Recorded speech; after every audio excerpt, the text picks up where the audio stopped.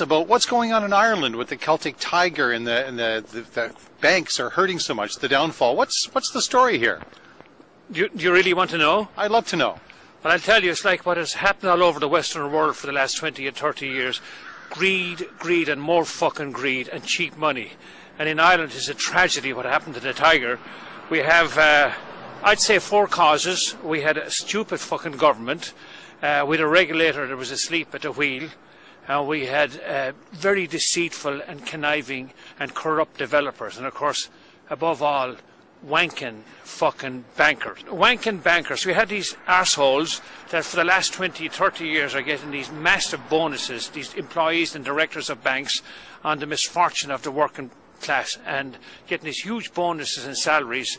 But, you know, if you and all these arseholes should be thrown in jail and the keys thrown away for the rest of their life. And you know, sir, if you went in and you're unemployed and you wanted to take a loaf of bread out of a store or a supermarket to feed your family, guess what? You'll be up in court for it. These assholes are living all over the world now on the backs of the misfortunate working people. And who's going to pay for all this? We've mortgaged the next generation or two. Who's going to pay for it? The working man. We got the labourer, the small farmer, the fisherman, the nurse, the teacher, the policeman, the fireman, the plumber, the carpenter. Fuck's sake, man, this is a joke. So I'm sensing a wee bit of discontent? You are indeed, sir. And by the way, let's not be too cocky in this part of the world, North America either. All these debts that people have accumulated over the last 30 years. Hey, everybody gets their day. Stop! Question. What is money? What is money? Money is a non-existent theoretical force that has never, does not, and will never exist except in theory on computer screens. People die and starve because they don't have enough digits on a computer screen. It's incredible and it's extraordinary and it's grotesque, but unfortunately it's true. People think, what is money? Well, how is money created? There's another big question. Oh, it's governments. No!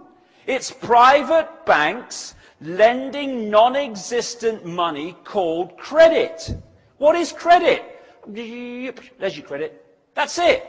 When you go into a bank and you want to borrow $50,000, the bank doesn't print any money. It doesn't move precious metals anywhere. It types into your account $50,000, and from that moment you start owing it not only $50,000 but the interest on the $50,000. And if you can't pay that back through no fault of your own, because the banking system has done what it's just done and you lose your job so you can't pay them back, they get your wealth that does exist, your home, your car, your business, your land.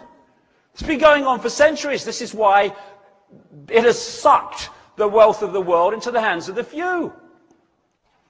What is an economic boom? It's when there's lots of units of exchange, money in circulation, creating lots of economic activity, which causes people to have confidence in the economic situation. In those times, they get more and more in debt because they're so confident. Or we can have a bigger house, a bigger car, 2 vacations, and all the rest of it. And the banking system, controlled by the same people and coordinated by the same people, have put that out there. Fishing line out, lots of credit. Hey, what do you mean you earn, $2 an hour? You want a $500,000 mortgage? No problem. Here you go. Gotcha out there. It doesn't matter. We're getting the house eventually anyway. And then what they do is they take money out of circulation. They're pulling the bloody line in now. And as they take money out of circulation, oh no, we've got a credit crunch, we can't make loans and give you any more money that doesn't exist and charge you interest on it. Oh no, it's real serious. We haven't got a problem though, because they'll bail us out, because we control them, you see.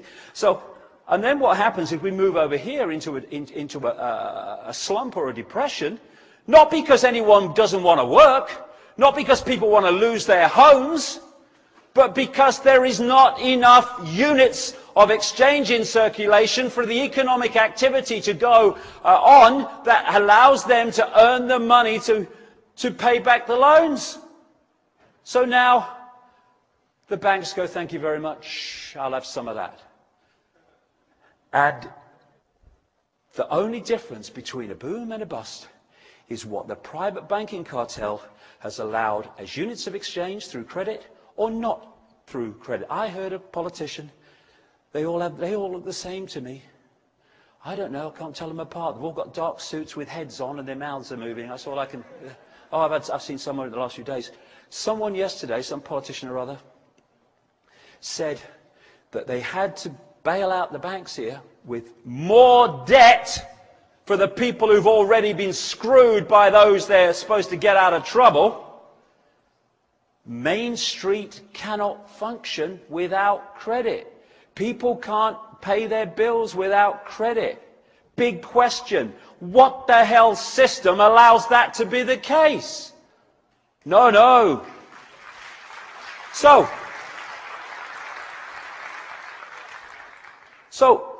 this money thing is in the DNA of society.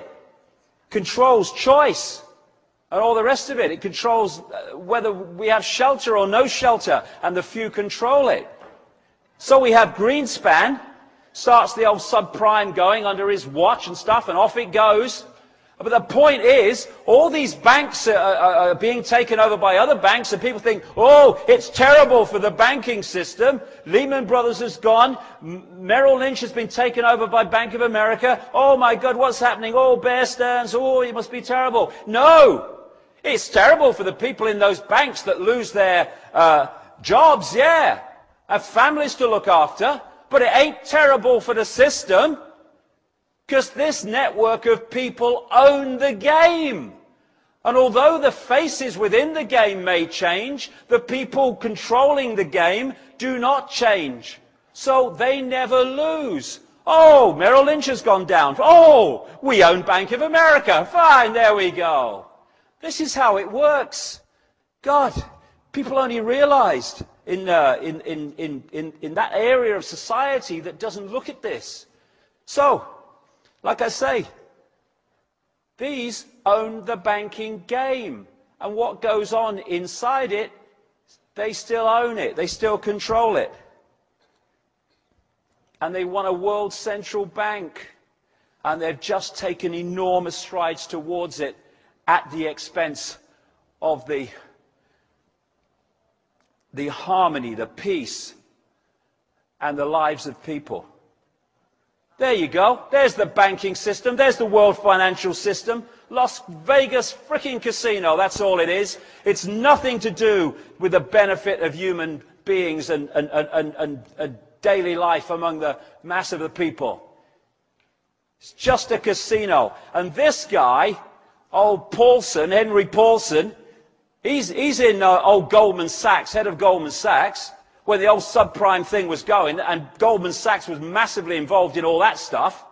He then goes through the revolving door between the corporations and government, becomes Treasury Secretary, and then he says, oh, I've got a great idea. Let's give what is $1 trillion and then some to the banks, not least because when I've finished in government, I'm going back through the door into the banking system. And we stand for this. We stand for this.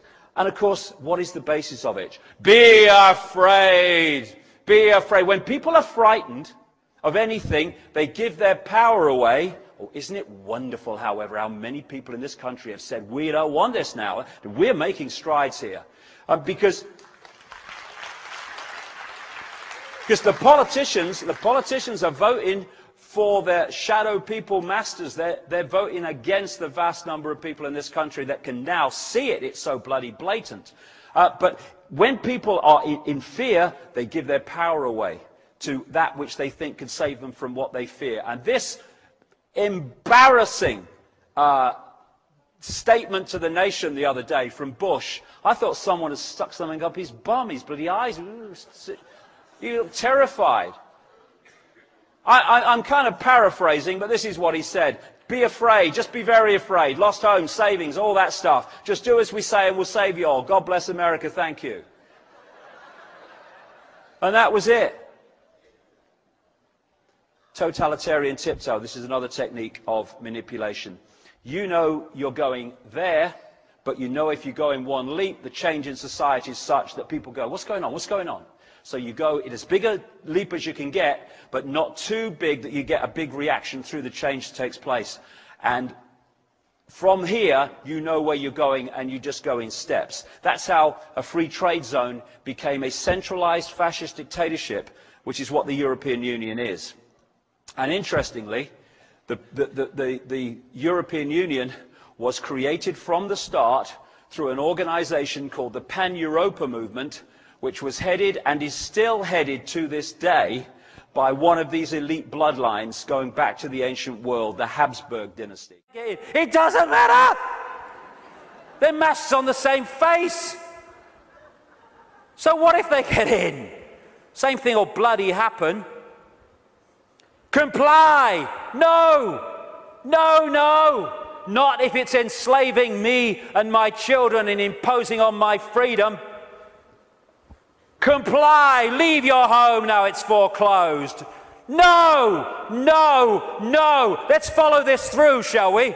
Millions of people in the world are losing their homes, being foreclosed, and ending up homeless. Let's follow this through. Why have you lost your home, my friend? Because I can't pay me mortgage. Why can't you pay your mortgage? Because I lost my job. Why did you lose your job? Because the great banking collapse, they can't get this, they can't get my company went bust. And who's taking your home away and saying you've got to leave?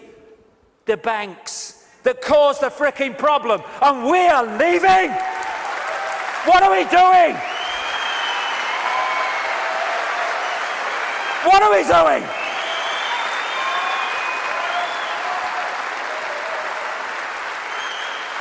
No, we won't leave when the banks have caused the problem and now they're telling us to leave to take the assets. No, we won't. And people who are not being foreclosed need to support those that are. We're all in this together.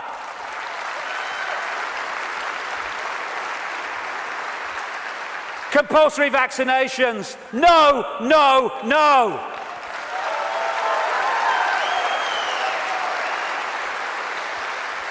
You must do what we say. We have changed the law.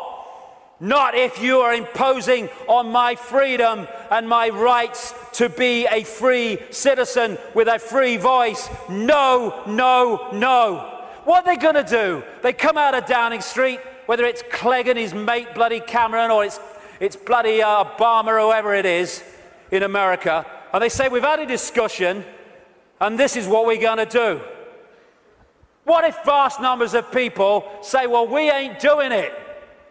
They've got no power whatsoever. Their power comes in our acquiescence. Oh, but you can't defy the law. Okay, let's follow this through, shall we? By the way, while I'm talking, put your arms out and I'll put the handcuffs on, because that's what you're telling me. What you're telling me is this. We have no say in laws that are passed. And then we have to obey those laws. Well, okay, forget freedom then. Okay, what if they passed a law that says, we take your children away? Would you obey it? Well, no. So there is a line then. There is a line. It's just, where is that line?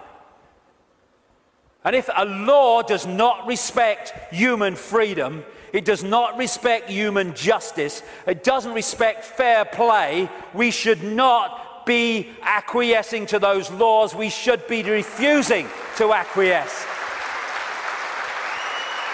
Rise like lions after slumber, in unvanquishable number. Shake your chains to earth like dew, which in sleep has fallen on you. Ye are many, they are few. When we figure that out, there goes their way of life.